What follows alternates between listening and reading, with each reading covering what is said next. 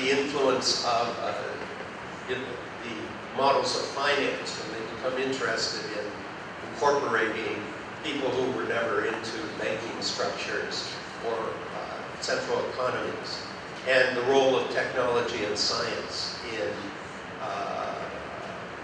providing the means, if you want, of globalization.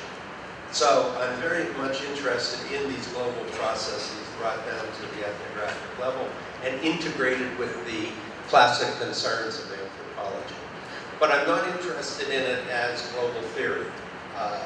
The question since the 1990s of what the relation of anthropological research to the theory on which it has always relied one way or another to give it a kind of framework of narrative meaning, Marxist theory, post-globalization theories, post-structuralist theories, what the relationship of anthropology to theoretical discussions of ethnographic research and what its responsibilities are in relation to theory is another kind of question that the center has been interested in.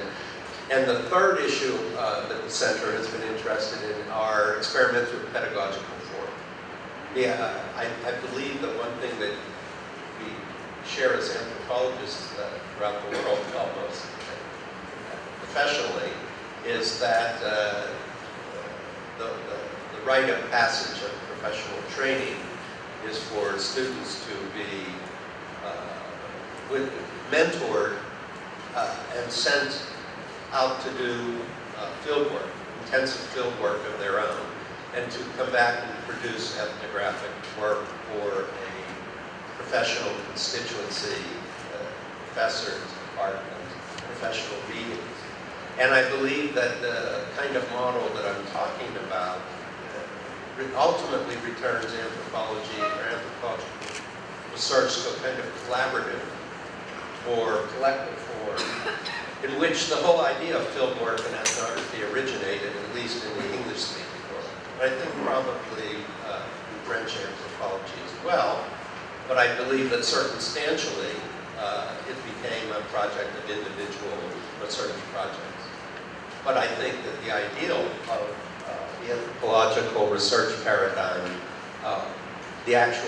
was the expedition, was the idea, the latter-day collective interdisciplinary project that we still are interested in finally today. I think ultimately when we report our contemporary research, when we report our results to our colleagues, we're interested in certain technical matters, but today it's really an account of how this knowledge has an effect on one of these complex global assemblages of change. But I think that in giving these results, what those assemblages are ethnographically, what expert systems the anthropological knowledge exists as expert knowledge works into is very vague and not well understood, both in terms of reporting and in terms of the actual conduct of research. And I think that it results in new and emergent kinds of collaborative and collective forms for doing classic fieldwork and ethnographic research. So I'm very interested in how those forms emerge today. And I think they emerge out of experiments in certain individual projects, people who want to understand, particularly in the areas that we think of as medical anthropology, information science, environmentalism. These are all projects which have a classic form. The contribution of the anthropologist is to provide intensive knowledge of the way groups of people live in the world. But the arguments, the theories, and even the knowledge itself is tied to a broader sense of bringing experts, bringing systemic forms of knowledge into the field. And the idea is not to consider them in some ways ethnographic subjects as well, in a particular assemblage. But I was going to go through examples of the kind of projects that we're doing that, as I say, center is sponsoring it in a couple of cases, but following about 20 to 30 projects that were by fairly well-known anthropologists, others not so well-known, but that were begun after the year 2000, and that were thoroughly faced with these problems of trying to constitute the traditional ethnographic subject and the condition of ethnography of immersion in these one or another kind of assemblage that I've been talking about, and what kinds of negotiations with collaborations that already exist need to be made in order to define the scene of classic fieldwork. In certain projects, the scene of classic fieldwork is never defined. And so there are other kinds of interventions that anthropologists do. You might call it that evoke certain kinds of design projects that exist today, that the ethnographic side of design practice on one hand, but on the other hand, evoke the work of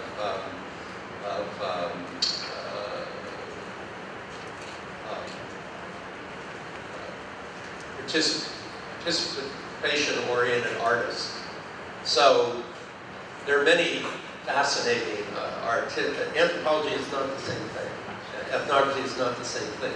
But the actual practices of participatory art, site-specific installation art, but a whole history of ideology of participatory art where they talk about directed reality is a very interesting kind of models to think with in terms of the forms of intervention, the models of intervention that people who are doing these projects that we're looking at through my center are trying to impose alongside or within their traditional arena of fieldwork. So the center focuses on that, and the center is interested in new pedagogical models. The idea of how to teach ethnography, how to teach contemporary ethnographies to students in studio or design type processes. Both text, materials that are brought back from the field, etc. So how students can actually workshop each other's materials and what kind of forms. So it's very pragmatic work, but very, very interesting.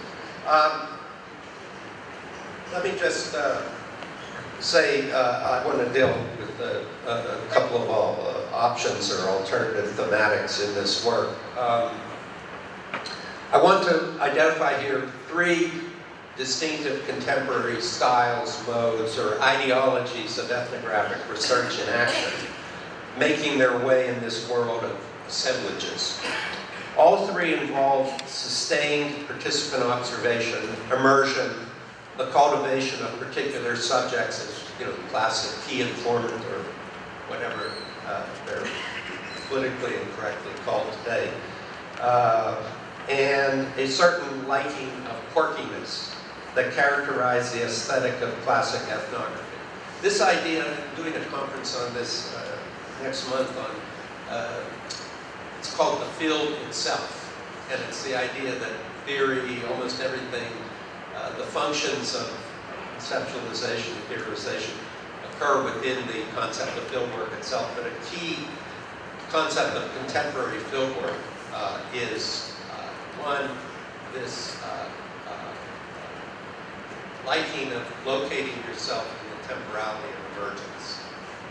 The idea that you're working on something becoming that is new, that you're not responsible as the field worker for saying what it is, but you're responsible for describing whatever it is in the process.